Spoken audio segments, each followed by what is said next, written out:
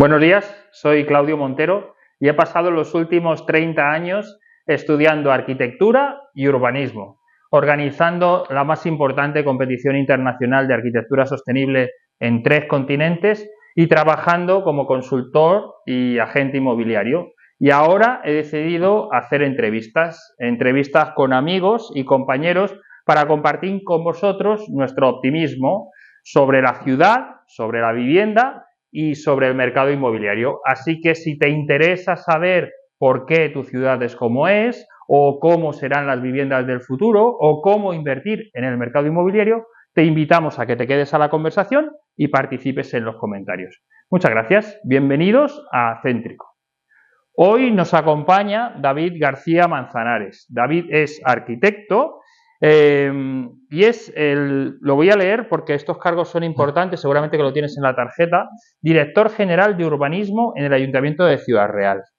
David es escritor y divulgador incansable y ha publicado numerosos libros sobre su paisano, Miguel Fisac, arquitecto también, por supuesto, y artículos sobre arquitectura, pero sobre arquitectura y cine o algo más. Te preguntaré y hablaremos sobre todo. Buenos días, David. Buenos días. Buenos días. Como siempre, te doy las gracias, como siempre a los invitados, te doy las gracias por decir que sí a participar en estas conversaciones. Gracias a ti. En esta ocasión te doy las gracias redobladas porque estamos grabando en domingo. Aprovecho y le doy las gracias a Laura también, que está aquí y estamos grabando en domingo. Y además David viene de Ciudad Real, con lo cual es una persona que no reside actualmente en Madrid y requiere un desplazamiento que te agradezco. Bueno, por eso estamos grabando el domingo, ¿no? Soy yo el que os lo agradece a vosotros, ¿no?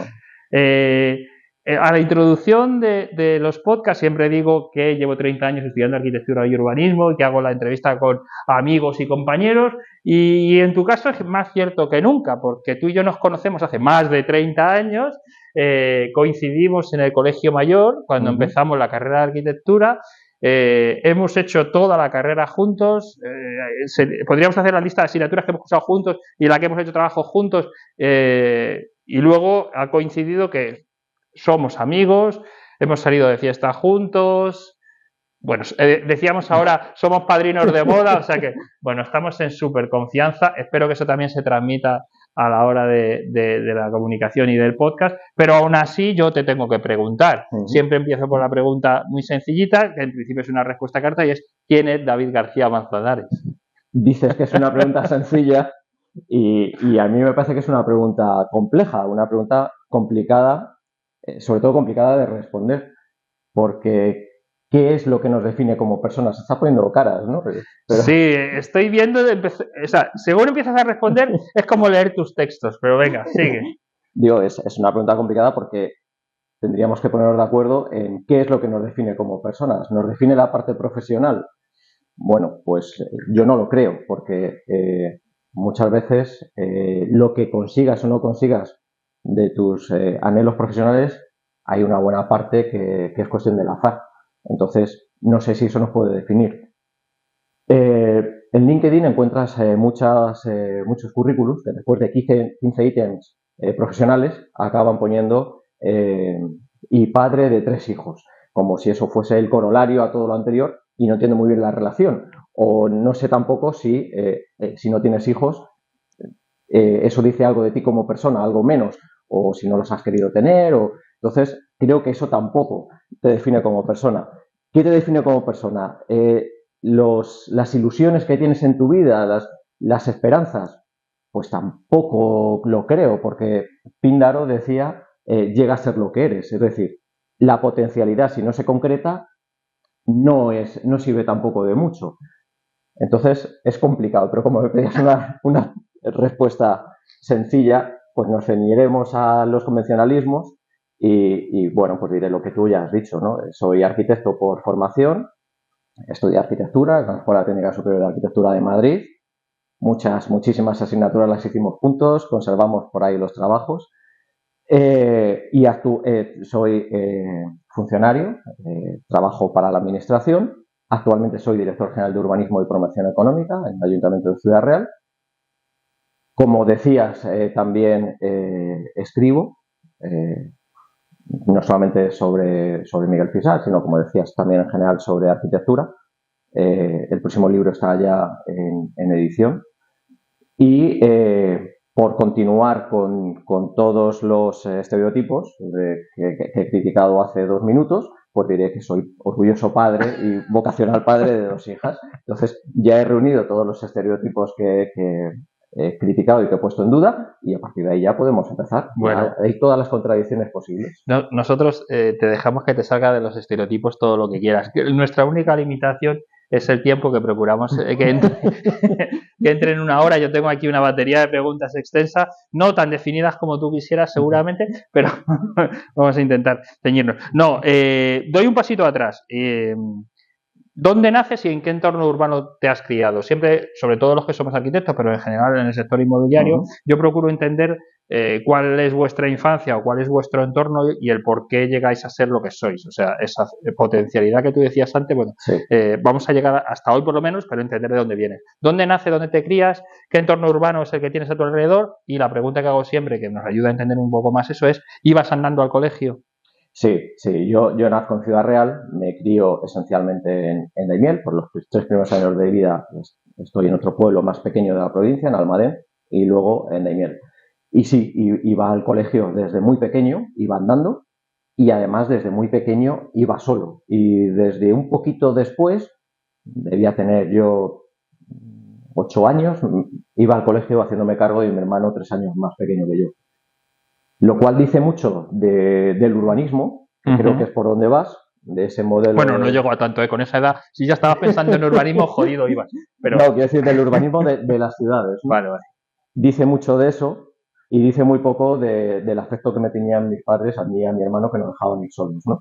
Pero bueno, no solamente quiero responder a eso, sino que creo que en esa época, hace ya unas décadas, pues quizá era más frecuente, pero hoy en día creo que no es tan frecuente el ir caminando al colegio y, por supuesto, el que los niños vayan solos. Y, sin embargo, yo sí que, en el caso de mis hijas, sí que vamos andando al colegio,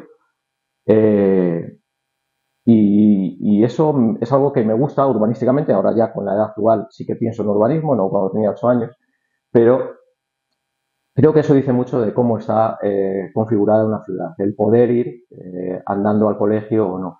Por ejemplo, en Ciudad Real hicimos en su momento una entrevista entre alumnos de un par de colegios, una encuesta piloto, y salía que más del 50% de los niños iban al colegio en coche, en una ciudad como Ciudad Real, que es una ciudad pequeña. Y cuando le preguntabas a los niños, la mayoría decían que querían ir sin sus padres y que querían ir caminando solos o con amigos, pero que sus padres no les dejaban. En el 90 y tantos % de los casos sus padres no les dejaban ir solos. ¿Y por qué no les dejaban? Eran las siguientes preguntas. Y los problemas que surgían, lo que los niños decían, era porque por problemas de tráfico, porque había coches aparcados en las aceras, eso reducía el espacio, lógicamente, por entradas y salidas de vehículos en esos espacios de las aceras. Todo esto al final eran problemas de accesibilidad, por mala señalización, por mala señalización y mala ubicación de pasos de peatones. Al final está muy relacionada esa pregunta, claro, no la haces al azar. Esa pregunta está diciendo mucho del urbanismo de la ciudad. Con todos estos datos pusimos en marcha un proyecto piloto para caminos escolares seguros, para que los niños se establecían recorridos y los niños unos iban recogiendo a otros, por decirlo de algún modo, y la idea era que fueran solos, tuvieran mayor autonomía, fueran conscientes de la ciudad, de los peligros, del urbanismo también, porque se iban dando cuenta de estos problemas. Y bueno, finalmente pues quedan todavía como restos casi arqueológicos las señales en la ciudad, las marcas de pintura vial en el suelo, pero muy poca gente no ha cambiado. No ha cambiado el hábito de vida, y creo que es un problema también de mentalidad nuestra. Pero bueno, eso lo iremos viendo. Doy paso atrás, que nos has contado cosas actuales, pero doy paso atrás. Yo, que conozco a ti, te conozco mucho, y a tu hermano, que también le conozco, he de decir que seguramente vuestros padres lo dejaban porque erais chicos bastante responsables los dos. Sí, tú sálvalos, pero no nos querían. Sí. Pero ya has dicho, no, en esa época no pensaba en urbanismo. Pero sin embargo, tú, que eres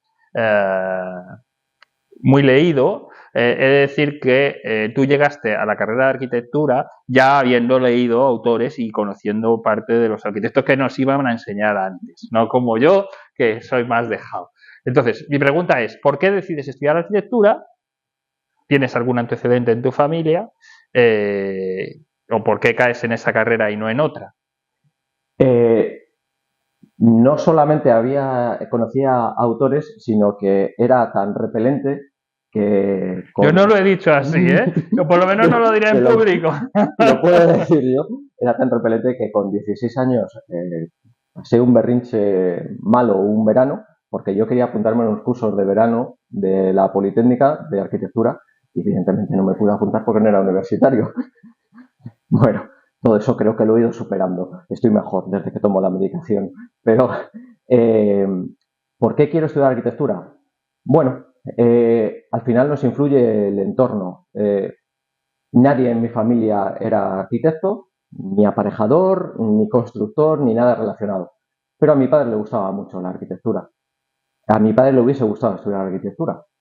Y entonces, no es que me forzara, pero evidentemente cuando te gusta algo, lo haces con tus hijos. Yo ahora con mis hijas, cuando vamos de viaje, las llevo a ver edificios y les enseño arquitectura. No es que quiero que sean arquitectas, pero como es algo que yo conozco y me gusta, quiero compartirla con ellos, con ellas. Y en este caso pues sucedía igual. Mi padre me hablaba, me enseñaba al nivel que él tenía, que como digo no era arquitecto, por tanto tampoco sabía mucho. Pero eso me hizo ir cogiendo el interés y desde muy pequeño, pues seguramente 8 o 9 años, yo tenía claro que quería estudiar arquitectura. Sin saber muy bien, sin saber desde luego en absoluto lo que era ser arquitecto, claro. No me voy a meter en la fase de la escuela, que ahí habría pues, una entrevista completa de muchos tipos. Voy a ir a cuando terminas, o incluso antes de terminarlo. Ambos empezamos a trabajar en oficinas de arquitectura antes de terminar la carrera. En tu caso, luego trabajaste para la administración pública y es donde estás, con plaza y demás, pero me gustaría que me contases un poco cómo son tus inicios. ¿Estuviste en 2 o 3 empresas de arquitectura? ¿Alguna estudio de oficina de arquitectura como tal? ¿Otra más orientada al tema retail, comercial, arquitectura comercial para empresas? Cuéntanos un poco cómo recuerdas esos inicios, incluso sin haber terminado la carrera. ¿Esos primeros trabajos de arquitectura se asemejan a algo a lo que tú pensabas que era la arquitectura o no? No, en absoluto. Recuerdo, el primer estudio donde trabajé cuando todavía estaba estudiando era lo que definiríamos como un estudio de arquitectura prototípico, con promociones de viviendas, con viviendas unifamiliares, centrado en eso, aparte de especializado en cálculo de estructuras, pero yo no entraba en esa parte. Entonces es lo que uno imagina de un estudio de arquitectura. Una experiencia maravillosa. Como contigo mantengo la relación, la verdad es que con todos he ido manteniendo la relación, no solamente profesional, sino de amistad. Y muy bien, aprendí muchísimo. Recuerdo, por ejemplo, que el primer proyecto al que me encargaron, cargar es quizá excesivo, pero el que me pidieron que desarrollara, fue una piscina de una urbanización. Y yo venía de la escuela y yo venía con mi mente mesiana. Y querías poner poesía en el espacio. Totalmente. Hice una cuadrícula y en esa cuadrícula perfecta se encajaba el vaso de la piscina con unas dimensiones pues que eran casi la proporción áurea y claro, yo lo terminé, lo tenía definido. Lógicamente el entorno, el contorno no tenía las dimensiones adecuadas, entonces había cosas ahí que no terminaba de encajar y las intentaba disimular, no dibujándolas. Bueno, he de decir y apuntar aquí que yo me acuerdo de ti haciendo zoom en el AutoCAD para enlazar 2 líneas que a escala real serían milimétricas, pero tú tenías un poco de TOC en ese sentido. Bueno, todavía no se llamaba TOC. Sí, pues entonces yo cuando terminé ese dibujo no lo acoté. Y recuerdo que Luis, mi jefe, me dijo, pero faltan las cotas. Y dije, no, ya he puesto aquí en una parte que cada loseta de esta mide tanto por tanto. Entonces, basta con que vayan contando el número de losetas o la ausencia de losetas para saber la dimensión de la piscina, el resto del espacio urbanizado. Y me decía, no, mira, no, esto no puede ser. Esto va al ayuntamiento, el técnico lo tiene que ver, lo tiene que entender a la primera para ser ágil, para que no nos haga un requerimiento, y luego esto va a la obra y el obrero lo tiene que entender. Y recuerdo que yo le rebatí, le dije, pero es que da igual, no hace falta ser muy listo, ni el técnico municipal ni el obrero, para ir contando los setas y sumando y sacar la dimensión total. Y él insistió con muy buen criterio y efectivamente tuve que acotar. Y luego, años después, entendí que efectivamente era yo el que estaba no equivocado, sino muy equivocado. Cuando los proyectos llegan a la administración, los mejores que lleguen, lo más definidos posibles, si es con números grandes y feos, que a fe en el plano no importa, lo importante es que se entienda. Y bueno, pues eso lo tuve que aprender ahí, que eso no lo había aprendido en la escuela. Después estuve como jefe de obra en una empresa constructora. Aguanté un mes, me di cuenta que no era lo mío. Estuve un mes y lo dejé y me fui, como decías, a una empresa que se dedicaba sobre todo a hacer obras de reformas de oficinas. También aprendí muchísimo con mi jefe, con Ricardo. Seguimos siendo amigos, muy buenos amigos. Y aprendí un montón de este tipo de obras, que es algo que para nada nos enseñan en la escuela. Ese tipo de arquitectura parece que esté proscrita en la escuela de arquitectura. Eso parece que sea interiorismo, eso no es arquitectura, ahí no se puede Parece hacer que sea nada. interiorismo con su toque peyorativo que se le da desde la escuela de arquitectura. No solo interiorismo, que... Mira, yo tengo todas las revistas de interiorismo que me compraba en mi tiempo de estudiante, que mientras era estudiante no se podía decir. Parece que estaba mal visto que los arquitectos nos preocupásemos por el color, por las telas, por los materiales. Claro, y por ese tipo pero y además en ese estudio aprendí muchísimo sobre que lo esencial en una obra, cuando haces una promoción de muchas viviendas, los plazos lógicamente también son mayores, entonces las holguras son mayores. Pero en una reforma de un local los plazos son muy pequeños, tiene que estar todo muy ajustado, tienes que programar muy bien los distintos oficios, tienes que sentarte antes con ellos para que no se simultaneen, o si interesa que se simultanee alguno, que se simultanee y que el fontanero sepa que entra a trabajar en la obra dentro de 3 semanas y que no haya retrasos. Pero eso que describes tú, que es lo vamos ahora profesionalmente como Project Management, sí, que es gestión de proyecto, la gestión también era una cosa regularmente vista en la escuela de arquitectura. Es decir, nos sirve tu testimonio o tu comentario para seguir insistiendo en que muchas de las cosas que se estudian en la escuela de arquitectura son poco o nada prácticas o relacionadas con la profesión como tal. Tú te acordarás que las dos asignaturas marías de la carrera eran arquitectura legal y economía y organización de empresas. Lo hablo con una amiga, Raquel, que ella siempre comenta esto no es una idea mía. Ella es la que dice que las dos asignaturas más importantes son las que menos importancia, pero con una importancia tan por los suelos que sería humillante, ¿no? Y son las dos asignaturas que serían más importantes para un arquitecto. Primero, cómo organizar un estudio. Segundo, cómo organizar una obra. Y tercero, arquitectura legal. Saber los problemas en los que te estás metiendo desde el punto de vista legal y en qué distintas cárceles de España puedes acabar en función de tus obras. Bueno, yo creo que luego, afortunadamente, la profesión no es solo el proyecto y el estudio de arquitectura. Al final trabajamos en equipos multidisciplinares donde ya aparece un aparejador que sí que sabe de obra, o un constructor, o un equipo de abogados, y ya está. Voy a saltar, tras esa experiencia privada, en la empresa privada, en diferentes estudios de arquitectura. En el año 2008 comienzas a trabajar en el Ayuntamiento de Ciudad Real. Sí. ¿Nos puedes contar esos primeros meses, cómo los recuerdas, de venir de Madrid, todavía con la pátina de la escuela más tu experiencia en empresa privada, y de repente aterrizas en el Ayuntamiento de Ciudad Real, haciendo qué exactamente y cómo recuerdas ese entorno?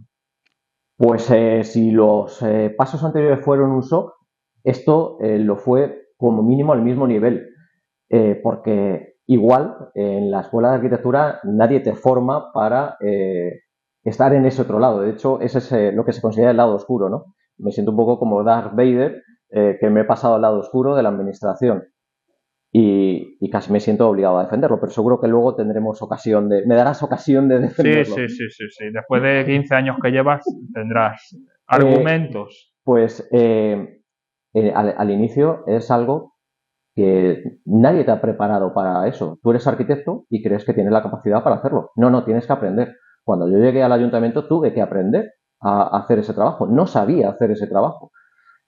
Y lo recuerdo, al menos los 2 primeros años, bueno, pues con una cierta angustia, porque a nosotros en la escuela también, vuelvo a lo de antes, nadie te ha enseñado la normativa, te ha enseñado a proyectar sin normativa. Y yo estaba en el punto, en el ayuntamiento, de que yo tenía que aplicar la normativa. Supervisar los proyectos de otros compañeros para comprobar que se cumplía la normativa.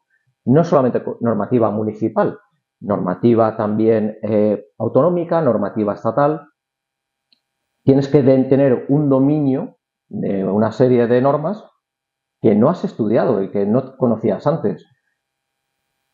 Pero ahí es cuando me di cuenta que efectivamente fui un imbécil unos años antes cuando intenté presentar al ayuntamiento una piscina sin acotar, ¿no?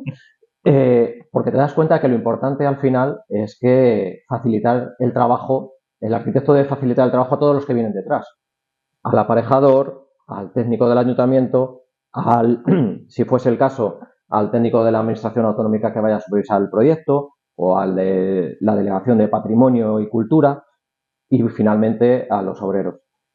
Y como digo, los 2 primeros años, esa cierta angustia por darte cuenta que no sabes, que creías que sabías y que no sabes nada y que necesitas saberlo, porque la gente viene a hacerte consultas y tú tienes que responderles sin ninguna duda. No puedes ser dubitativo.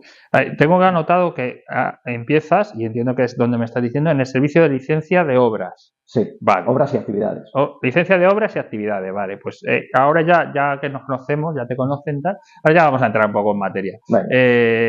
Entonces, ¿por qué tardan tanto tiempo en concederse las licencias de obras y actividades en los ayuntamientos? O sea, principal queja de particular, nosotros como agencia estamos rodando la oficina de Más Real Estate, Céntrico se hace gracias al patrocinio de Más Real Estate, somos una consultora y agencia inmobiliaria. Cuando hacemos gestiones de compraventa o alquileres de locales comerciales, hay que implantar una actividad y la principal queja de los clientes es cuánto va a tardar el ayuntamiento en darme respuesta a esto. Es decir, ¿qué hacéis el ayuntamiento? Vale. ¿En qué se dedica el tiempo? Y permíteme que te meta así un poco el dedo en el ojo, pero también te doy la oportunidad de responder. O sea que... Bien, en primer lugar, lo que hacen los ayuntamientos, lo que hace la administración, es garantizar que las condiciones de seguridad, fundamentalmente de seguridad, pero no solamente de seguridad, ¿vale? Pero al final lo llamativo es la seguridad de las personas, se cumplen. Para evitar que luego haya casos, como todos conocemos, que haya accidentes y que algo no cumpliera o se hubiera concedido una licencia o se estuviera desarrollando una actividad sin licencia y por tanto sin garantizar que esas condiciones se cumplían. Y eso, lógicamente, lleva un tiempo. Y hay veces que lleva un tiempo no solamente por la administración, sino que cuando la administración hace un requerimiento, el interesado también tarda en contestar. O sea, esto es bidireccional. Somos ambas partes los que tenemos que ser ágiles. Muchas veces se habla de la agilidad de la administración y aquí las dos partes estamos con los mismos intereses. Tenemos que... Te estás riendo, pero es cierto. Me estoy riendo, perdóname David, es que hay mucha confianza. Me estoy riendo porque tú eres el invitado y yo te tengo que dejar contestar, pero no significa que necesariamente esté de acuerdo. Lo sé, pero ahora voy a ir. Digo que esos plazos se van dilatando no solamente de manera imputable a la administración, sino que, como digo, esto es bidireccional y sería imputable a ambas partes. Habría que ver caso a caso. Pero en todo caso, es como si yo te hiciera la pregunta de ¿por qué tardan tanto en cobrarte en Mercadona? Tú me dirás, no tardan en cobrarme. Yo veo que cuando se forma una cola larga, por megafonía, llaman a alguien que acude a la línea de cajas, se abre otra caja y empiezan a cobrar, se descongestiona y enseguida, en cuestión de poco tiempo, ha desaparecido ese atasco. Pues eso en la administración no pasa. Tenemos falta de recursos humanos. Aquí me meto en un jardín, pero voy a dar datos. Venga, mójate. Todos tendemos a pensar que hay demasiados funcionarios. Se dice mucho eso. Pero no basta con decirlo, hay que decirlo argumentándolo. Según datos de la OCDE, en Finlandia hay un 30% de funcionarios con respecto al tanto por ciento de la población activa, al porcentaje de la población activa. En Dinamarca y en Noruega hay un 29%. En Suecia están en el 28 y pico, casi en el 29%. España está en el 15%. Para que nos hagamos una idea, Grecia está en el 18%. Que nos hagamos una idea todavía más ajustada, Estados Unidos, que es un país ultraliberal y donde pensamos que el Estado es apenas intervencionista, está solamente 4 décimas por debajo de España en cuanto al porcentaje de funcionarios respecto al total de la población. Pero si no queremos compararnos con Estados Unidos, que me parece un ejemplo bueno, y no nos vale lo de los países nórdicos, que siempre ponemos como ejemplo de eficacia, comparémonos con Francia. No hay un país que pueda estar más cercano. Francia está en el 21%. O sea, es más de un 30% más que en España. Pues vuelvo al ejemplo de Mercadona. Si tú tienes un problema de atasco en licencias, de si hay muchas solicitudes y hay pocos técnicos en la administración informando, pues al final tiene que haber retraso, es inevitable. Y tenemos que concienciarnos de eso si lo que queremos es ser ágiles. Tendremos que poner más recursos. Y termino ya la defensa diciendo que normalmente cuando queremos defender a la administración o a los funcionarios decimos, es que funcionarios también son los bomberos, también son los médicos, como si esos fuesen funcionarios buenos y el resto fuésemos funcionarios malos, ¿no? Bueno, los que estamos sentados en una mesa tampoco le hemos pegado a nadie, ¿no? Ya. No te voy a rebatir porque además tampoco tengo los datos. Lo que sí haré luego es volver a escuchar la entrevista e irme a ver de dónde han salido esos datos. Y si hace falta te mandaré un WhatsApp y diré aporta, que lo tenemos que incluir en el... Datos de la OCDE del 2015, vale. Publicados en El Economista. Luego te le mando el enlace. Perfecto, lo meteremos en el vídeo para que lo compartamos todos y participemos en los comentarios, que yo creo que esto puede dar juego. Aterrizo un poquito, ¿vale? Y aparte de que falte personal, como tú me dices, introduzco el concepto de declaración responsable. Sí. Parte del objetivo de Céntrico, aparte de transmitir optimismo, es divulgar. Entonces, lo primero que te pregunto es que nos expliques qué es el sistema de declaración responsable, por qué se introduce en los procesos de la administración y qué consecuencias puede tener o debería haber tenido y no ha tenido, ¿vale? Pero empezando por qué es. Vale, pues la declaración responsable yo vuelvo también, doy un paso como tú atrás y vuelvo al ejemplo de Mercadona. Imaginemos que hay un atasco en la línea de cajas, se empieza a formar unas colas inmensas, la gente empieza a murmurar, empieza a quejarse y entonces lo que hacen, en lugar de llamar por megafonía para que acuda más cajeros a la línea de cajas, lo que hacen es abren las cajas libremente y le dicen usted responsablemente pague lo que considere que lleva en el carrito y luego ya lo comprobaremos o no lo comprobaremos. La administración o Mercadona en este caso se reserva el derecho de comprobarse. Eso es la declaración responsable. Creo que ese ejemplo nos demuestra, demuestra primero mi punto de vista sobre la declaración responsable, pero demuestra que lo que estamos haciendo en realidad puede ser interesante para algunos casos, pero si aplicamos la declaración responsable a una buena parte de las licencias, lo que estamos haciendo es una dejación de funciones. La administración tiene que garantizar que se cumple la normativa. O sea, por poner un ejemplo, yo soy un empresario, voy a poner un negocio de peluquería, por ejemplo, alquilo el local y tengo que pedir licencia de obra para la reforma y de actividad para ejercer la actividad. Si hay solo el sistema de licencias, tendría que presentar toda la documentación y esperar vuestra respuesta positiva para que me permitan tener licencia de obra y empezar. Sí. La declaración responsable, lo que ocurre es que la administración te deja empezar con la firma o el documento del técnico diciendo que está cumpliendo toda la normativa. Bueno, es importante decir eso, no del técnico, del que firma esa declaración responsable. El que firma responsablemente es el interesado. Entiendo que lo que debería ser no es el técnico, sino el interesado en la actividad, vale, el titular de la actividad. Vale, el titular de la actividad. Y eso es importante de cara a los técnicos. El técnico hace su proyecto, pero yo no me metería en eso, porque tiene más consecuencias de las que parece. Parece que es firmar y ya está. Pero si luego hay algún problema, el que ha firmado esa declaración responsable es el que se hace responsable, se ha hecho responsable. De que cumple toda la normativa efectivamente para iniciar la obra o para iniciar la actividad en el caso de licenciado. Sí. Vale. Los técnicos, obviamente, todos somos técnicos, estamos capacitados y no tiene por qué incumplir la normativa. Si la administración tiene el papel de garantizar que todos cumplimos con las mismas normas y que el juego es igual para todos, Si ese control lo pasamos a la fase final, cuando ya está ejecutada la obra, nos podemos encontrar con que no se ha cumplido y ¿qué hacemos? En el caso de que se aplicasen declaraciones responsables para obras, para construcciones, un bloque de viviendas, ¿qué hacemos? ¿Lo demolemos? No lo vamos a hacer, ¿verdad? Ya. Por la proporcionalidad. Y en una actividad, ¿qué hacemos? Hasta que no se subsane, supongamos, un problema de protección contra incendios. ¿Se clausura la actividad? Así debería ser. Pero ¿estamos preparados para clausurar actividades? Vendrían las quejas por el ayuntamiento me ha cerrado la actividad. Creo que la solución no es que tú en la línea de cajas digas responsablemente lo que llevas. Creo que la solución es poner los medios para que podamos ser ágiles, la administración, y que ese control sea rápido. Pero yo no veo un problema en el control. Quizás, hablabas antes de la escuela de arquitectura, de nuestra época de estudiantes.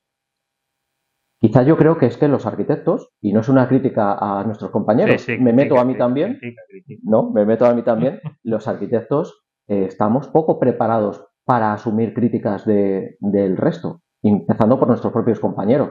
Y los arquitectos nos quejamos cuando en el trámite de visado un arquitecto de visado nos pone un requerimiento. Porque ¿qué va a saber él? Ese compañero de visado, que además es menos arquitecto que yo, porque no trabaja en la profesión liberal. Y cuando un arquitecto municipal te pone un requerimiento, también te quejas, ¿no? Porque ¿qué va a saber ese que no ha sido capaz de tener estudio propio, ¿no? Tendemos a decir. Bueno, si no es que uno sepa más que otro, es que al final, entre todos, podemos hacer proyectos mejores. Y, por supuesto, garantizando que las normas sean iguales para todos. Porque si no hubiera ese control, queremos ciudades donde no haya normativa y donde cada uno pueda construir lo que quiera. Yo tiendo a decir que ninguno queremos normas cuando nos afectan a nosotros, pero cuando le afectan al vecino sí que queremos que haya normas. Sí que queremos regular lo que el vecino puede o no puede hacer. No queremos que nadie regule lo nuestro, pero lo de los demás sí. Bueno, pues el peaje es que las normas tienen que ser para todos. Disculpad que os interrumpa y lo haga en el mejor momento, pero tenemos que dar las gracias a nuestro patrocinador principal, Más Real Estate, ya que gracias a ellos podemos generar este contenido y compartirlo con vosotros. Así que en este breve descanso te recuerdo que si estás buscando tu próximo hogar o quieres vender una propiedad, Más Real Estate tiene el mejor plan para vender tu casa. En menos tiempo, por más dinero y con cero problemas. Y ahora seguimos con la entrevista.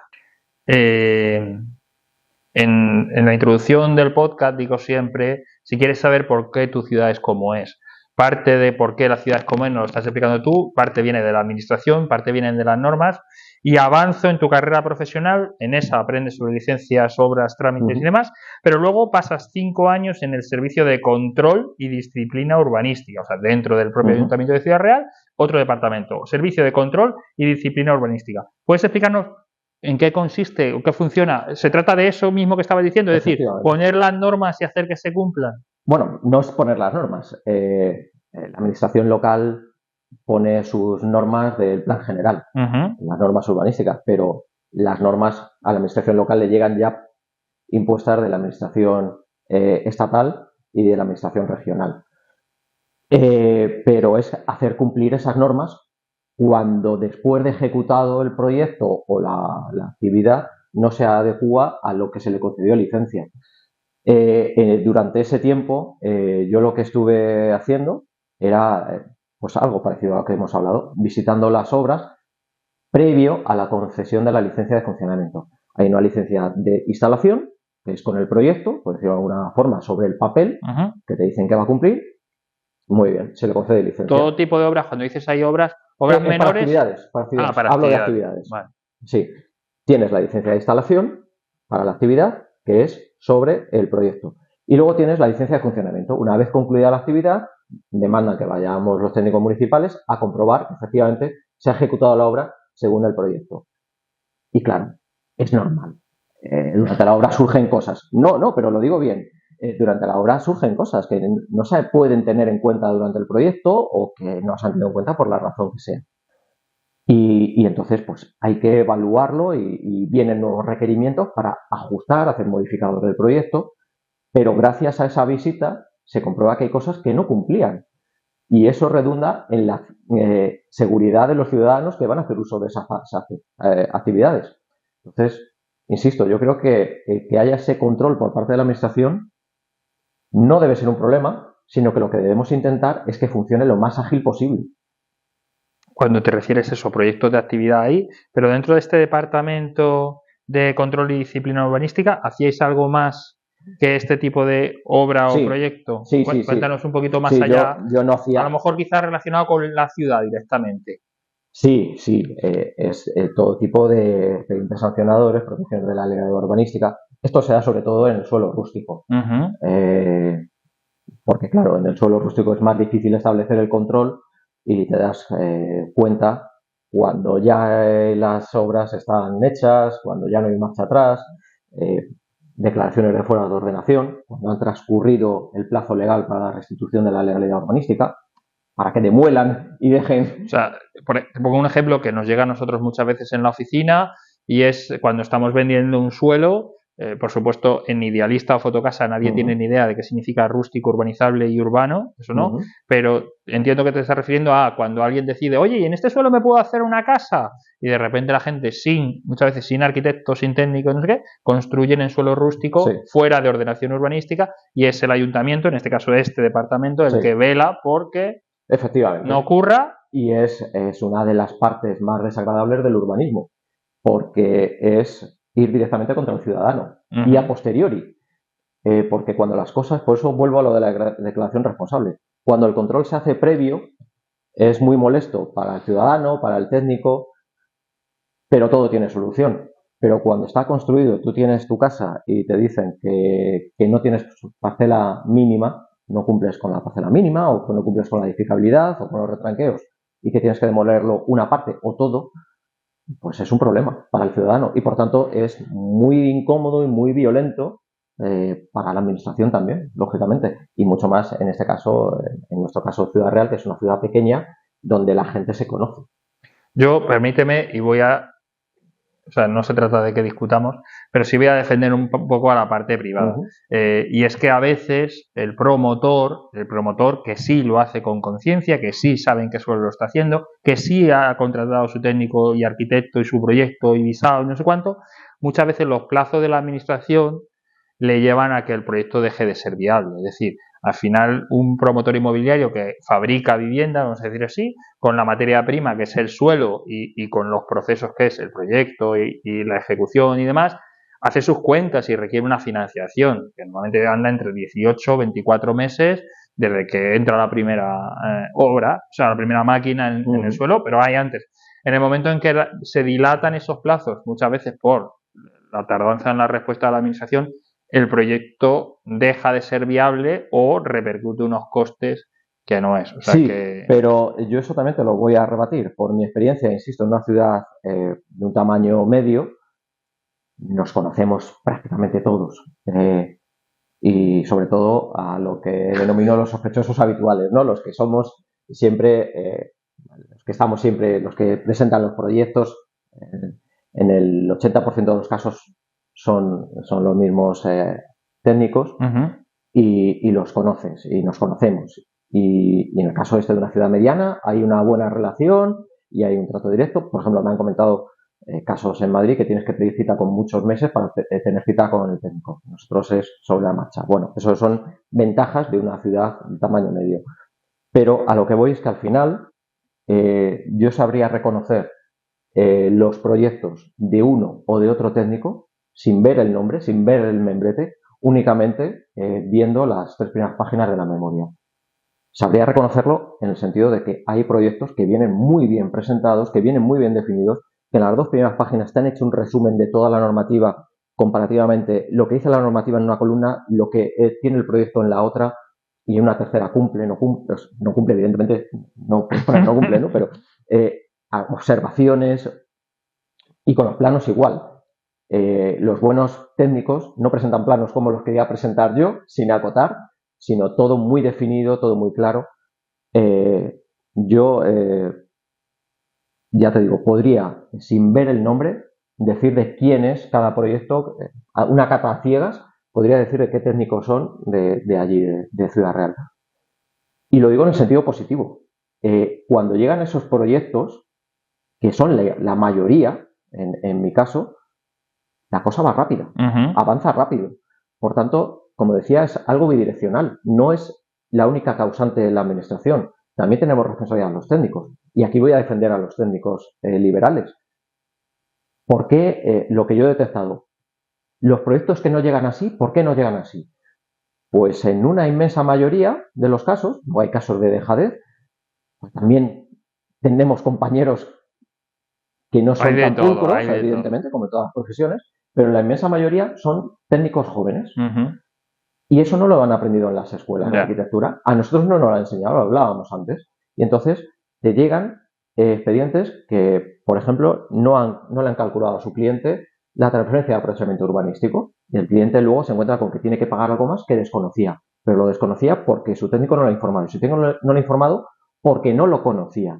Porque urbanismo en la carrera también era no una María, pero era una de las asignaturas comparativamente con estructuras que se podía aprobar más fácilmente. Ujú. Y era complicado suspender urbanismo, había que dedicarle horas, pero era complicado suspenderlo. Y sin embargo, luego en la vida profesional es una de las partes importantes. Compleja Claro. aquí hemos tenido de invitados a abogados urbanistas y de repente te das cuenta de las consecuencias. Los arquitectos hemos visto el urbanismo en la escuela desde un punto de vista físico y regulatorio, pero obedeciendo a la realidad física, y los abogados nos explican muchas veces las consecuencias que puede tener la ausencia de los datos, simplemente ya no ni siquiera hecho adrede ni nada, simplemente la ausencia de unos datos, consecuencias. Entonces, digo que nos falta formación a veces, y empiezo por mí, que quería presentar planos sin acotar, darnos cuenta de qué es lo que nos está pidiendo el compañero que está al otro lado y qué es lo que luego nos van a pedir también los obreros en la obra. Y también tengo que decir, porque evidentemente también hay que hacer autocrítica, hay ocasiones en que desde la administración pues nos falta algo de empatía, también es cierto. Y del mismo modo que digo que a los arquitectos tengo la impresión de que nos cuesta que nos digan que nos hemos equivocado en algo, pues hay ocasiones en que a algunos técnicos de la administración pues también nos cuesta reconocer que nos podemos haber equivocado. Y bueno, creo que lo esencial es que seamos conscientes de que estamos trabajando por el mismo fin, que es construir o hacer actividades, sí, con la mayor de las garantías, en el menor plazo posible, pero que ese menor plazo posible sea con las mayores garantías.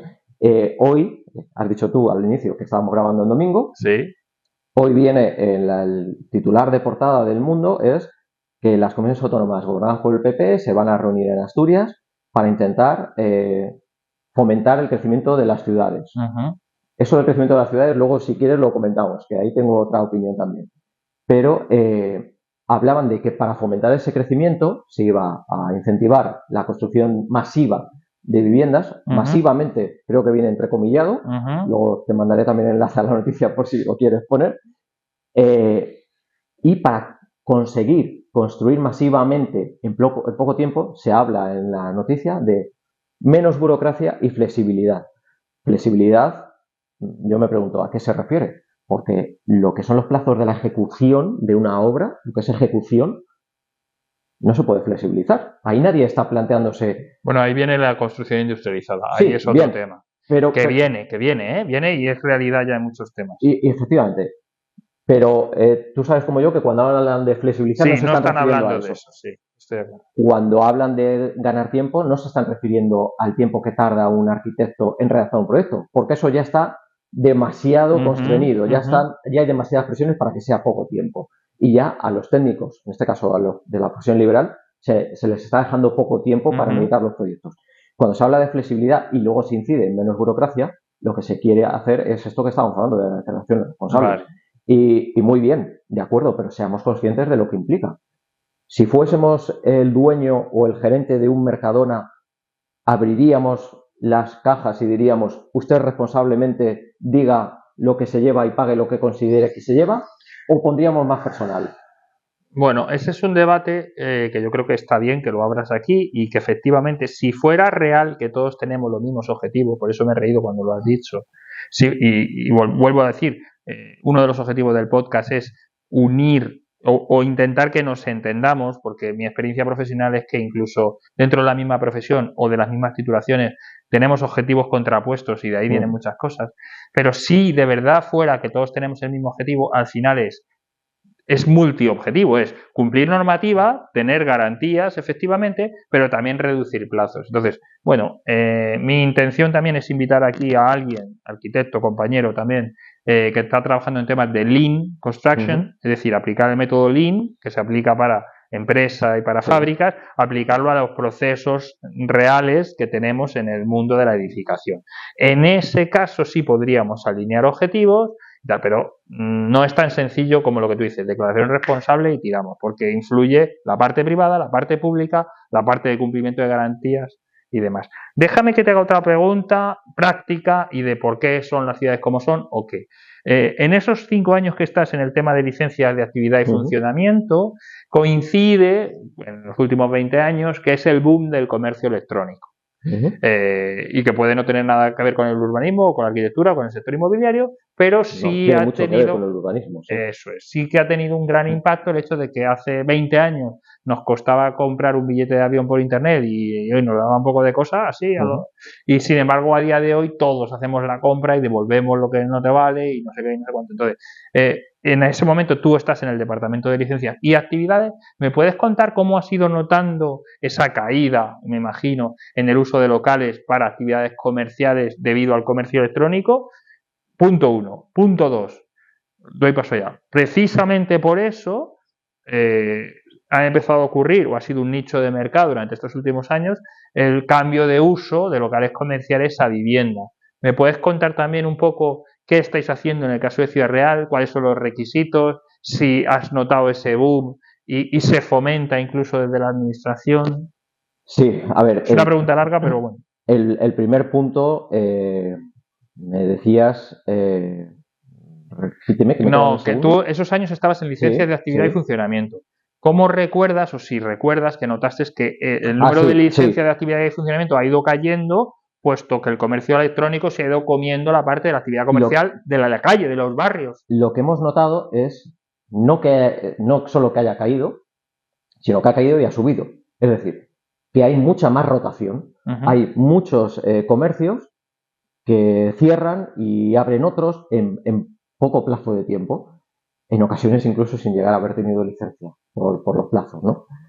Hay mucha rotación en las actividades, porque no llegan a asentarse las actividades, seguramente en una buena medida, pues por esto mismo, ¿no? Del comercio electrónico, y en otra porque, bueno, la gente se lanza sin tener el colchón suficiente para esperar que un negocio se asiente, ¿no?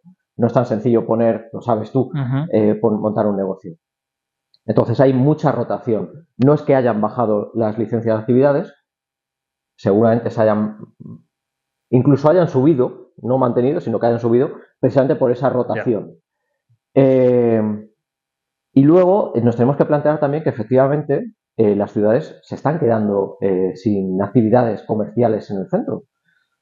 Se están concentrando en malls en las afueras, en determinadas ciudades, en las ciudades grandes, y el centro se está quedando sin actividad comercial. Pero incluso empresas grandes como Zara está enfatizando su línea hacia ese. Entonces, nosotros lo que teníamos era un modelo de ciudad casi como un gran escaparate, una ciudad en la que el ocio era, y eso se ve muy claramente cuando las ciudades se liberalizan los horarios comerciales y se permite la apertura cualquier día del año, ¿no? Ya no solamente los domingos, sino cualquier festivo. Lo que teníamos hasta ahora era ciudades escaparate, ciudades donde lo importante, lo que era el ocio familiar, era ir de compras. Y ahora nos resulta a cualquier ciudadano más cómodo por la noche cuando ya has terminado de cenar, estás en la cama, mirar el teléfono y hacer un pedido online, ¿no? Entonces las ciudades se están vaciando de eso. Tenemos que plantearnos qué ciudad queremos a partir de ahora. Ahí te preguntaba, a la vez que se han ido vaciando los locales de actividades comerciales, ese cambio de uso a vivienda. Si también lo habéis experimentado en Ciudad Real. Sí, hay. A ver, todo es relativo. Como digo, Ciudad Real es una ciudad de tamaño mediano, entonces no es una avalancha, pero sí que hay muchas licencias de cambio de uso de local comercial a vivienda. Y decía si lo estamos incentivando. No, no hace falta incentivarlo. Al final, eso es la propia demanda. Y la normativa ya lo contempla. Si cumple la condición de vivienda mínima, si cumple la evacuación de humos, pues luces, ventilación, claro, sí, superficie de ventanas, efectivamente. accesos. Lo que estamos notando, por ejemplo, eso sí, es que en la época del boom de la construcción, 2000, 2005, hubo muchas construcciones que tenían locales que no reunían las condiciones para ser consideradas viviendas según la normativa, las normas urbanísticas, y entonces eran oficinas. Y ahora, transcurridos los años, a mí se me han dado varios casos de gente que ha venido preguntando por hacer el paso, cambio de uso de oficina a vivienda. Y ya al final, claro, son muchos años, y cuando te viene un caso y ves de qué año es la construcción, sin ver nada más y sin saber nada más, dices, esto no va a ser posible. Yeah. Y efectivamente no es posible porque no es que estuvieran funcionando como oficinas y ahora quieren hacer el cambio a viviendas, sino que en su momento, con ese boom de la construcción, con esa manera de construir rápido y sin meditar y valía todo, pues se vendieron como oficinas, cosas que luego se estuvieron usando como viviendas porque legalmente no podían ser viviendas. No reunían la condición de vivienda exterior, no reunían otras condiciones, y entonces ahora la gente se encuentra ese problema. Pero bueno, eso son anécdotas, no es lo fundamental.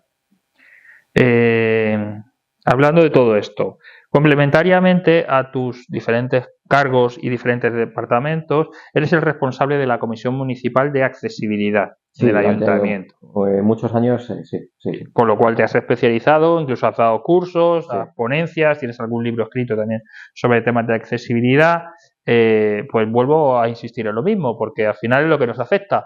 Nos está pasando con determinados locales comerciales que, como ha cambiado tanto la normativa de accesibilidad, resulta que ahora las actividades para los que se supone que debe servir, o cuando hay un cambio de inquilino, o un cambio de uso, o un cambio de propietario, la normativa nos impide implantar determinada actividad o solicitar licencia de determinada actividad porque ya no cumple. Cuéntanos un poco qué ha pasado con la normativa de accesibilidad y hacia dónde va y qué deberíamos tener en cuenta. Empiezo por el concepto. Venga. Dices, la normativa nos impide hacer determinadas actividades. No. Seamos empáticos. No es la normativa, son las personas. Las personas que tienen esa discapacidad nos demandan poder acceder en igualdad de condiciones a esos negocios, a esas actividades o a esas viviendas, si fuera el caso. No es una cuestión de que la normativa ponga trabas. La normativa lo que está intentando es garantizar que todos tengamos los mismos derechos. Tenemos que intentar verlo así. Pero por mi experiencia, porque fueron muchos años en eso y sigo en ese mundo, cuando intentas hacer entender esto es muy complicado. Entonces, al final intento enfocarlo desde el punto de vista egoísta. Si intentas que la otra parte sea generosa, no se consigue nada. Entonces, yo ya apelo directamente al egoísmo de la gente. Y esto lo vas a entender tú. Seguro que tú conoces, luego te enviaré también ejemplos. Un ejemplo que yo pongo cuando doy charlas de accesibilidad. Bloque de 3 dormitorios, o sea, un piso de 3 dormitorios en Vallecas, sin ascensor. Creo que se vendía, anuncio publicado en Idealista. No me acuerdo exactamente, luego te enviaré el precio, pero 100 y pico mil euros, 140.000 o algo así. Un piso en el mismo barrio, igual, exterior, 3 dormitorios, los mismos metros cuadrados, pero con ascensor. No era uno más nuevo que el otro, eran de los mismos años, pero uno le habían puesto el ascensor después. 250.000 euros. Hay ayudas. Todas las administraciones regionales conceden ayudas para obras de rehabilitación y de accesibilidad. Subvencionan hasta el 80% de la obra.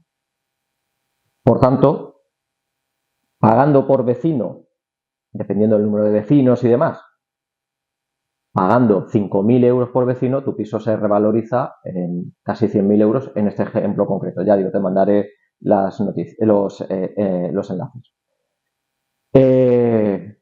Pues seamos egoístas. Si con la generosidad no lo conseguimos, seamos egoístas. Y con las actividades digo lo mismo. Cuando la gente venía a preguntarme, yo al inicio intentaba hacerles entender que, en fin, que hay gente que tiene otras necesidades, otras dificultades, no todos es silla de ruedas, no toda la discapacidad es silla de ruedas, eso también hay que tenerlo en cuenta, la normativa no lo tiene en cuenta, y que por humanidad tenían que hacer accesible su negocio. Y llegó un momento en que me di cuenta que eso no servía para nada. Y entonces lo enfocaba de otra forma. Oiga, usted tiene un negocio y usted lo que quiere es vender. Y usted lo que quiere es vender a cuanta más gente mejor. Si su negocio es accesible a un mayor número de personas, tendrá mayores ventas. Ya está. No creo que eso tampoco te lo han entendido. Dependiendo de qué tipo de negocio y qué tamaño. Pero sí, pero esto ya no es una cuestión ni de urbanismo. Sí, es de personas. De la Constitución. Sí. Artículo 49 de la Constitución. Por tanto, no es debatible. O no es debatible por nosotros. Es que es lo que marca la Constitución. No se trata de ser buena persona o mala persona. Es que tienes que cumplirlo. Yo te estoy haciendo, como entenderás, de abogado del diablo, sí, porque tengo muchos clientes, que también me ocurre, donde efectivamente propietarios de un local comercial desde hace 20 años, de repente ven que en un cambio de inquilino, lo que hasta hace 10 años era normal o para el tipo de actividades que podían dedicarlo, ahora no. Entonces, su local ha perdido valor porque ya no permite el mismo tipo de actividades precisamente por la normativa de accesibilidad, que yo entiendo que se hace por todos los conceptos que tú has dicho y que caminamos hacia una sociedad más inclusiva, pero en el caso concreto del propietario de un local, él sí que ve que su local ha perdido porque lo que tú decías antes de las oficinas construidas en determinada época, porque no cumple y no hay manera de que cumpla. Entonces dices... Pero te lo llevo a otro ejemplo. Llevémoslo al caso de los automóviles. En junio del año pasado se hizo obligatorio, por normativa de la Unión Europea, que todos los vehículos nuevos que se vendieran en la Unión Europea tuvieran llamada automática de emergencia en caso de accidente. Eso anteriormente los coches no lo tenían. ¿Eso nos beneficia a todos los que compramos coches, a todos los que somos usuarios de coches? Nos beneficia. Sí. ¿Eso hace que pierdan valor los coches que no tienen instalado ese sistema? Sí, claro, lógicamente pierden valor, pero... Y pierden funcionalidad. Porque a lo mejor no lo puedes dedicar a la misma... ¿Qué hacemos? ¿Seguimos viajando en un Forte de 1909? No, pero sabes tú que con la arquitectura y con la edificación pasa eso, que el suelo muchas veces vale más que lo que ha implantado. Entonces, de repente alguien que tenga algo ya construido que ahora no cumple normativa, no tiene escapatoria. O sea, pierde valor y pierde valor. Pero bueno, te doy la razón. Sí, pero no, esto no se aplica a todo. Es decir, tú tienes tu piso que está construido anterior al código técnico de la edificación y no tiene los estándares de construcción actuales, nadie te pide que lo actualices al código técnico.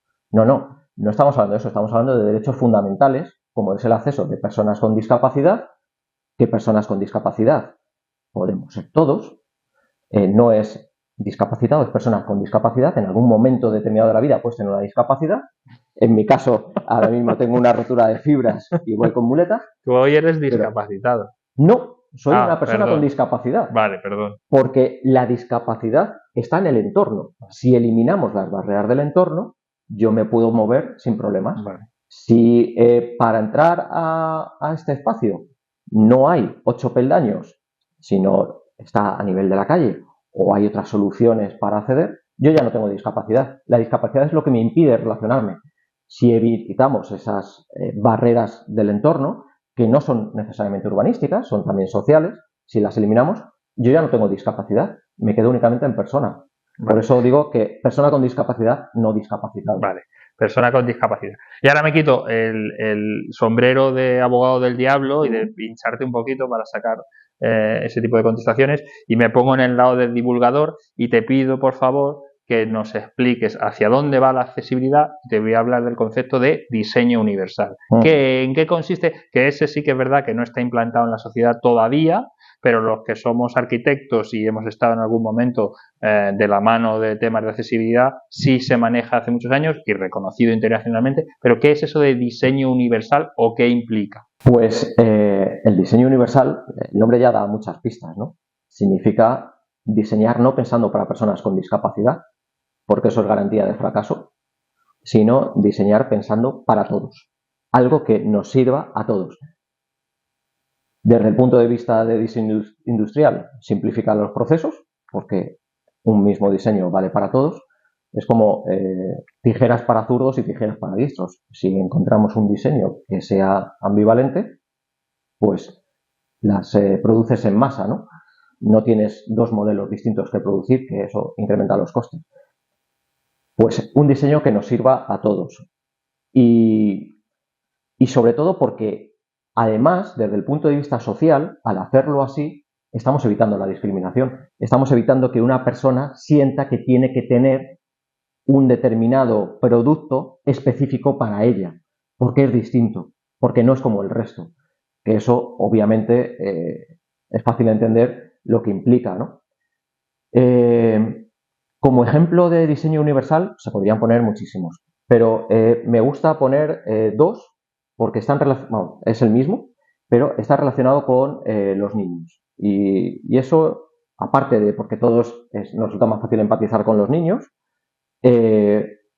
también porque los niños, obviamente, si desde pequeños ven con naturalidad este tipo de situaciones, pues cuando sean adultos lo van a reproducir así. Me gusta poner, digo, el ejemplo de parques, los parques inclusivos. Todos, los que ya tenemos nuestra edad, y niños, nos hemos columpiado en columpios, que era un neumático y dos cadenas, ¿no?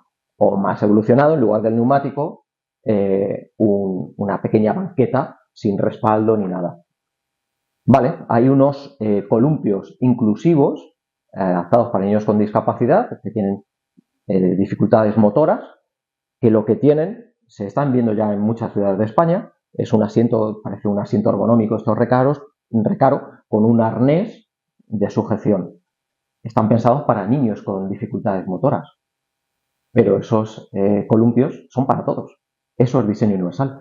Tú como padre, ¿dónde prefieres que tu niño se columpie? ¿En el que puede caerse de espaldas o de frente y tener un problema, o en el otro? ¿En cuál le das impulso más tranquilo? Con más... y la ventaja, además, como decía antes, es que los niños con discapacidad ven que ellos se columpian en el mismo columpio que el resto de niños.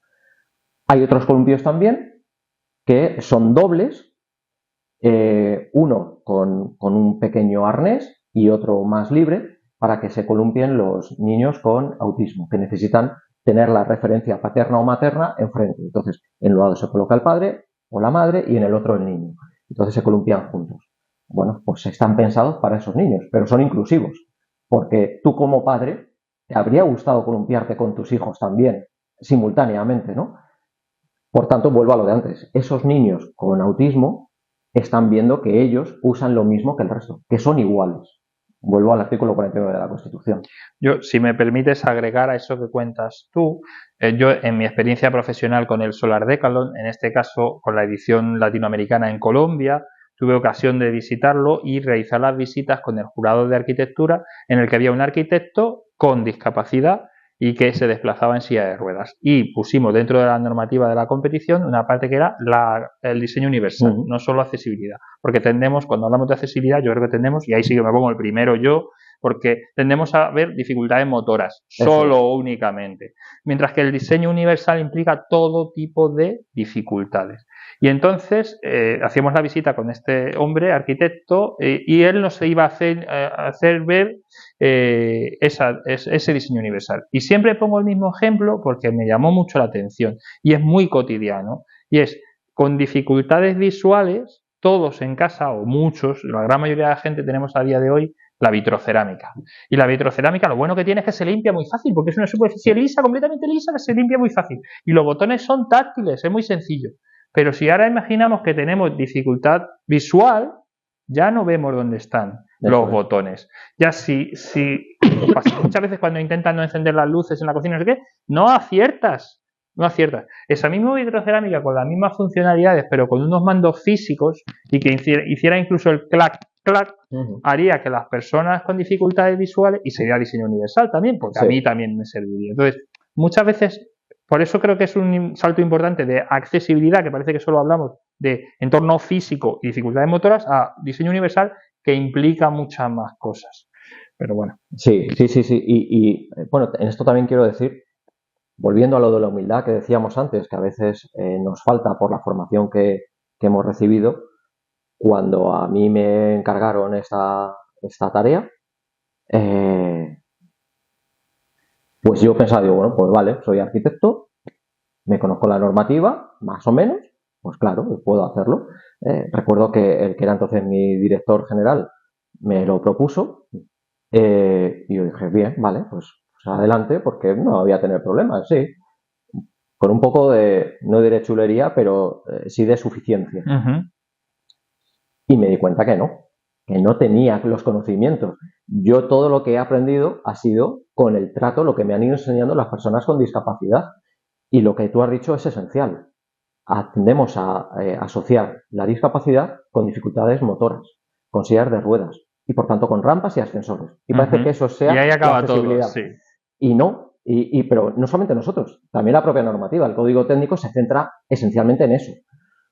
Hay otro montón de aspectos que no consideramos. Aquí hemos tenido ocasión de estar con Javier del Monte, que fue también compañero de la carrera, y él, por ejemplo, luego estudió geriatría, y él habla y trabaja en sus proyectos de accesibilidad cognitiva. Nos estuvo explicando un poco en qué consiste y por qué.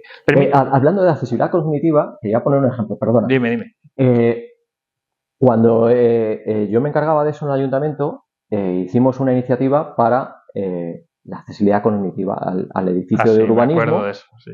Al edificio de urbanismo se colocaron unos carteles con pictogramas, ¿no? Para facilitar el acceso a personas con... Bueno, pues yo pensaba que quién iba a estar en contra de eso, ¿no? Nos pusimos con código de colores, con pictogramas, bien, de acuerdo. Al poco tiempo salió publicada una noticia en la prensa local y en la edición web pues estaba abierto a los comentarios. Y un día me meto por curiosidad y veo que hay 3 comentarios. Y dije, pues qué bien, porque para este tipo de situaciones no es normal que la gente se meta a comentar. Había 2 comentarios que no decían gran cosa y un tercer comentario que decía, que lo criticaba, porque decía que, creo que casi textualmente decía algo así como es que de lástima de dinero mal gastado. Este edificio ya contaba con indicaciones en braille y esto ahora parece una oficina para niños, porque claro, eran pictogramas. Y te quedas pensando y dices, esto lo ha escrito un adulto. Son comentarios anónimos, pero esto se ha metido un adulto. Está mezclando que haya indicaciones en braille con pictogramas. No ha entendido absolutamente nada. Y le parece que los pictogramas, enlazo con lo que tú decías de la vitrocerámica, es una cosa infantil para niños. Quiero creer, esto fue en el 2014, 2016, es decir, ya llevábamos todos teléfonos móviles inteligentes. Quiero creer que no tenía, que él no tenía teléfono inteligente, no tenía iPhone ni Android ni nada, porque esos son pictogramas. Cuando tú le das el icono de llamar, podría estar en japonés y tú entenderías dónde tienes que llamar, dónde tienen los ajustes, dónde tienen las fotos. Esos son pictogramas. Cuando vas por la carretera y hay una señal con un círculo rojo y un 120 escrito en negro, eso es un pictograma. Cuando tú tienes una señal de evacuación o la señal de dónde está el extintor, eso es un pictograma. Quiero creer que esta persona en caso de incendio dirá, no, yo me quedo aquí, yo hasta que no me lo digan claramente, yo no salgo del edificio. Nos falta empatía y comprender las situaciones. Sí. Nos hemos ido de hora totalmente, en este caso, pero no me gustaría dejar de preguntarte por tu cargo actual. Hemos dicho que eres director general de urbanismo en el Ayuntamiento de Ciudad Real. Ya nos has contado trayectoria que ha hecho, qué se hace en la administración por la ciudad, por los ciudadanos, por qué la ciudad es como es, pero me gustaría preguntarte en qué consiste ser director general de urbanismo, qué departamentos tienes a tu cargo, cuántos empleados públicos, qué decisiones te toca tomar a ti en concreto o con qué otros agentes del ayuntamiento o agentes de la ciudadanía los tocáis y qué impacto tienen esas decisiones. O sea, es decir, aterrizamos, llevas un año más o menos en el cargo, aterrizamos y qué haces ahora que no hacías antes y qué implicaciones tiene en la ciudad, en la vida de todos nosotros. Bueno, yo antes estaba en el servicio de licencias, tanto de obra como de actividad, y ahora la Dirección General de Urbanismo está al cargo del servicio de licencias de obra y actividad, del servicio de disciplina urbanística, de planeamiento, de régimen jurídico, de movilidad urbana, de mantenimiento, de obras y de arquitectura y obras, parcialmente de medio ambiente, en todo lo que tiene que ver con la ocupación por terrazas del espacio público, incluso del cementerio. Y todo esto implica también las subvenciones de la Unión Europea o de las distintas administraciones para desarrollar proyectos. Eso es lo que engloba la dirección. Muchísimo. Dices las decisiones. Pues, a ver, yo recuerdo una entrevista que le hicieron a Chero Mañas en El País, cuando rodó su primera película, El Bola, que le preguntaban que qué era lo que le había resultado más duro de ser director. Y decía, las decisiones. Y le repreguntaban, decían, las decisiones sobre cómo encuadrar, qué plano, desde qué punto de vista. No. Las decisiones, bueno, pero concrétenos, ¿qué decisiones? Ya, pues, mira, recuerdo que había una escena en una cafetería y me preguntaron, vino alguien de Atrecho y me preguntó que cómo quería los mondadientes que estaban colocados en las mesas de la cafetería. Como que cómo quiero los mondadientes. Sí, que si planos o redondos. Yo qué sé. No, pero planos o redondos. No sé, si no se va a ver, es algo ahí al fondo. Dice, no sé, pues planos. Dice, sí, no redondos. Dice, no sé, redondos. Bueno, pues ese tipo de cosas hay veces que obviamente hay que ser razonables. Yo he trabajado un montón de tiempo en licencias y algo de eso sé. Y como dices, he estado también en disciplina y he estado en accesibilidad, comisión de accesibilidad también. La metemos en el saco de la dirección general. Y de esas cosas sé. Y hay de otras cosas las que soy consciente y no me importa reconocerlo, que sé muchísimo menos y de algunas no sé. Entonces, bueno, pues cuando te vienen esos temas, por ejemplo, de movilidad pues también tienes que ser consciente de eso y confiar, en este caso, en los jefes del servicio y ellos son los que conocen del tema y, bueno, preguntar y luego tomar la mejor decisión, pero lo que crees la mejor decisión, nunca se sabe cuál es la mejor decisión, pero fundamentado sobre todo en lo que sea la opinión de los jefes de servicio, porque ellos son los que conocen más extensamente de esos temas. Aprovecho y te repregunto, porque lo has citado tú, y no me remitas a los jefes de servicio que ahora no están. Por ejemplo, sobre movilidad urbana y reducción de emisiones. Todos hemos oído hablar de las áreas de bajas emisiones y que las ciudades, a partir de cierto número de habitantes, vienen obligados por la directiva europea a crear una zona de ese tipo. No sé si en Ciudad Real ya tenéis zona de ese tipo, cómo habéis tomado, qué retos implica para la ciudad o qué consecuencias puede tener. ¿Nos puedes contar un poquito del caso concreto de Ciudad Real? Que es Sí. Estamos en ello. Y bueno, esto es un tema muy polémico. Como tú has dicho, viene impuesto por la Unión Europea, con lo cual no tenemos nada que debatir, como lo de antes de la Constitución. Ya está, no puede parecer mejor o peor, pero eso son nuestras opiniones, no va a ningún sitio. Pero yo creo que ahí sí que tenemos una oportunidad. En el caso concreto de Ciudad Real, estamos con este tema de la movilidad y de las bajas emisiones, estamos peatonalizando. Ya tenemos una parte muy importante del centro de la ciudad peatonal y estamos haciendo obras que concluirán en este primer trimestre del año para ampliar esa peatonalización del centro y que viene motivado por esto de la movilidad y de la reducción de bajas emisiones, pero que creo que está muy bien desde el punto de vista urbanístico, porque creo que cambia el modelo de ciudad y es una oportunidad muy interesante. Hay muchas críticas de la ciudadanía. Todos queremos llegar en coche desde la puerta de nuestra casa hasta exactamente la puerta de nuestro trabajo y a veces somos demasiado demandantes y demasiado exigentes con eso y no nos damos cuenta de las ventajas. Creo que una ciudad como Ciudad Real, una ciudad mediana, tiene muchísimas posibilidades de crecimiento. Y no hablo de crecimiento económico, sino fundamentalmente de crecimiento social, si nos enfocamos en eso. Empezabas tú la entrevista hablando de cómo íbamos al colegio, si andando. Una ciudad que todo su centro, una buena parte, sea peatonal, una ciudad que es esto que estamos hablando también mucho últimamente, de la ciudad de los 15 minutos. Bueno, una ciudad de provincias estándar de España es una ciudad de los 15 minutos, por definición. no hace falta buscar la ciudad de los 15 minutos, ya la tenemos. Lo que tenemos que hacer es saber explotarla urbanísticamente, disfrutarla. Y me parece que a veces no sabemos disfrutarla. Nos empecinamos, como digo, en intentar llegar a todos sitios en coche, y creo que en este caso la movilidad y las bajas emisiones nos van a dar la oportunidad de tener una ciudad mucho mejor desde el punto de vista social, y además estos cambios son muy rápidos. La gente enseguida se acostumbra. Por mi experiencia, los primeros que vienen a protestar son los de las actividades, la hostelería, los comerciantes, y en cuanto pasan unos meses son los que no cambiarían, no volverían atrás. Cuando una calle se convierte en peatonal tiene más vida comercial. O sea que creo que de algún modo está relacionado también con lo que decías antes del comercio electrónico que se está cargando la actividad.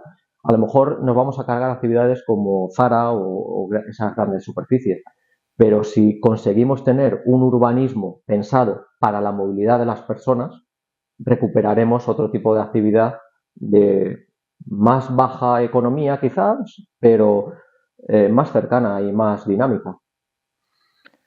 Hilando con eso, hablamos de bajas emisiones, hablamos de sostenibilidad, hablamos de la ciudad. Aquí en Céntrico hablamos de optimismo inmobiliario. Yo te preguntaría que mirases un poquito a futuro. Tú eres funcionario, lo has dicho, con lo cual sabes dónde vas a estar dentro de 10 años y lo que vas a estar haciendo. Que mirases un poquito más allá, a 10 años, mirando en sostenibilidad, mirando en ciudades, mirando en urbanismo, y nos digas cómo ves tú o hacia dónde va la ciudad o cuáles son los retos ahora de transformación para tu ciudad en concreto, pero entiendo que son extrapolables a casi cualquier ciudad. Pues yo creo que nos estamos encaminando hacia eso y me gusta. Ya veremos dentro de 10 años, habrá que hacer otra entrevista a ver hacia dónde hemos llegado, pero me gusta creer que nos estamos encaminando hacia un modelo de ciudad donde al menos la almendra central está pensada más para las personas, más que para el tráfico, más que para... El tráfico evidentemente son también personas, no nos engañemos, los coches no tienen entidad propia, pero donde lo que se piensa es en los niños pequeños, en las personas con discapacidad, en la globalidad de las personas y en las relaciones que se fomentan. Vuelvo a lo de antes, si tenemos una ciudad más peatonal, eso induce también a crear unos vínculos sociales.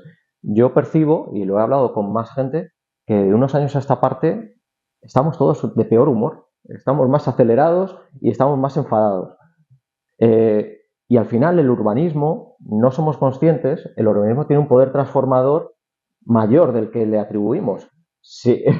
Bueno, ¿crees que ya estoy poniendo aquí poesía? No, sigue. Me estoy acordando de cómo ha empezado la entrevista. Vamos, antes de la entrevista, lo voy a comentar ahora, sigue. Pues si llegamos a ese modelo de ciudad más pensado directamente para las personas, para una relación peatonal, seguramente eso también acabe influyendo en vínculos sociales más fuertes. Me gustaría. Sí, me estaba riendo no porque estuviera criticando lo que estaba diciendo. Me estaba acordando porque está diciendo que el urbanismo cambia y nos cambia el humor y nos cambia no sé qué. Esta entrevista ha empezado, hoy es domingo, estamos en el barrio de Acacias en Madrid, es una zona donde hay aparcamiento siempre, pero los domingos se dan la circunstancia de que estamos al lado de Madrid Río, y la gente viene, hace buen día y viene a pasar la mañana del domingo en Madrid Río, y estamos a la vez al lado del Rastro, que también es un mercadillo donde se sucede los domingos en Madrid. Entonces, precisamente los domingos por la mañana aquí no hay quien aparque. Tú has estado más de 30 minutos dando vuelta con el coche, que normalmente no te hace sentir feliz. Por eso me estaba riendo de la importancia del urbanismo. David, antes de dar las gracias y de terminar, porque ya no estamos ni fuera de hora ni nada, directamente, he mencionado al principio que eres lector incansable, escritor incansable. Lector incansable fui. Sí. Ahora con las niñas es más complicado. Bueno, yo cuando nos hemos tratado mucho y hemos estado mucho uno en casa de otro, decir que sí, y entiendo que seguirá siendo en la medida que te deje los compromisos familiares. Hoy mismo me has traído 2 libros que muestro a cámara. Uno es en la primera edición de los Premios de Arquitectura y Urbanismo de Castilla-La Mancha, muchas gracias, y otro más reciente, y nos cuentas un poquito del por qué, porque este es el último, pero tengo por la oficina los anteriores que también me has regalado, y gracias en su momento y gracias ahora. Miguel Cisac, Cultura, Educación y Restauración. ¿Nos cuentas un poquito de este libro? Sí, quizás hay que volver otra vez al origen de de la entrevista, cuando me preguntabas que me definiera o tal, y al final lo hacía de esa forma convencional, diciendo los cargos que ocupaba. Pues en esos cargos también no he comentado que formo parte de la Junta Directiva de la demarcación de Ciudad Real del Colegio de Arquitectos. Y la demarcación de Ciudad Real, a la demarcación de Ciudad Real del Colegio de Arquitectos, pertenece la Fundación Miguel Fisac. Hace muchos años, cuando todavía estaba en vida Miguel Fisac, en el 2005, se le compraron todo su fondo documental, todo su archivo, y la custodia pertenece al Colegio de Arquitectos. Y entonces, desde hace ya unos años, se vienen editando, a razón de al menos un libro al año, las obras de Miguel Fisac por temáticas. Me gusta poner el ejemplo de las fotografías digitales. Cuando vamos de viajes hacemos fotografías digitales. Yo no sé tú, pero tenemos muchísimas que intento ordenar por carpetas en el ordenador, pero eso no lo ves nunca. Y al final lo que hacemos cuando tenemos tiempo es imprimir álbumes de fotos con una selección de esas fotos. Y al final las que miras no son las que tienes en el ordenador, sino las que tienes ahí, porque resulta mucho más cómodo, más fácil, más sencillo. Pues esto me gusta compararlo con eso, ¿no? Entonces, el primer libro que se editó fue sobre las fotografías de la obra de Miguel Fisac, de las obras de Miguel Fisac, que fueron grandes fotógrafos de la época. El segundo libro era sobre el mobiliario de Miguel Fisac, con todo el mobiliario que había diseñado, con planos, con fotografías, con textos, con cartas que había enviado. El tercero fue sobre el espacio religioso de Miguel Fisac, todas sus iglesias, igual, con todos los planos que tiene la fundación, con textos del presidente de la fundación, Diego Peris, que sabe infinito, casi diría que más que el propio Miguel Fisac sabía. El cuarto fue un monográfico sobre la obra residencial, sobre las viviendas de Miguel Fisac. Y este quinto es sobre sus proyectos para cultura, educación y restauración. Entonces, cada año se va sacando un apartado específico sobre su obra para tenerlo reunido y para facilitar. Como digo, la Fundación Fisac, como cualquier fundación, no tiene ánimo de lucro.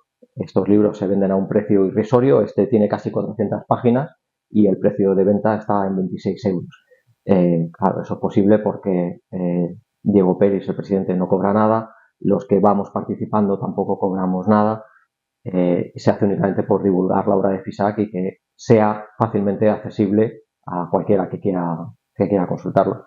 Estos libros entiendo que van dirigidos a un público o de la zona que conoce la obra de Miguel Fisac o directamente a arquitectos que nos interesa. Sin embargo, tú también escribes en medios digitales de arquitectura, pero no relacionado directamente, o sea, no enfocado directamente a arquitectos. Entonces, si me permites, vamos a poner los enlaces aquí de algunos de tus artículos. Son cortitos, se leen brevemente, normalmente te hacen reflexionar o te hacen tener un punto de vista diferente sobre los edificios y más aún para los que no son arquitectos, que seguramente tal. ¿Me permites? Vamos a terminar aquí. Nos hemos ido de hora, como he dicho en varias ocasiones. En estos momentos doy las gracias también a Mar Real Estate. Es una consultora y agencia inmobiliaria, principal patrocinador de Céntrico, y por lo que podemos hacer este contenido y divulgación. Grabamos en sus oficinas, por lo cual agradecemos a Mar Real Estate. Agradecemos a todos los que nos habéis escuchado hasta aquí. Agradecemos a David por hacer todo esto en domingo y además más tiempo del correspondiente, porque yo creo que está muy bien que desde la administración pública también nos contéis cuál es la parte que se hace. O sea, espero que te hayas sentido a gusto y hayas disfrutado la experiencia. Sí. He podido explicarme y defender.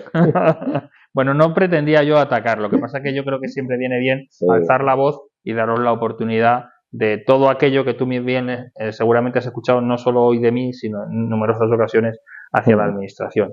Agradezco también a los que nos habéis escuchado o visto hasta aquí. Os pido por favor que deis un like, que suscribáis al canal, que nos sigáis en redes sociales y, como digo últimamente, si al escuchar todo lo que David ha contado hoy de repente os ha venido a la cabeza un amigo, un familiar, un conocido que dices, oye, esto lo tiene que escuchar fulano porque es justo lo que a él le ha pasado o le puede resultar interesante, que compartáis con él por WhatsApp, que es más fácil, el enlace al vídeo y al podcast. Gracias hasta hoy y nos vemos en la siguiente.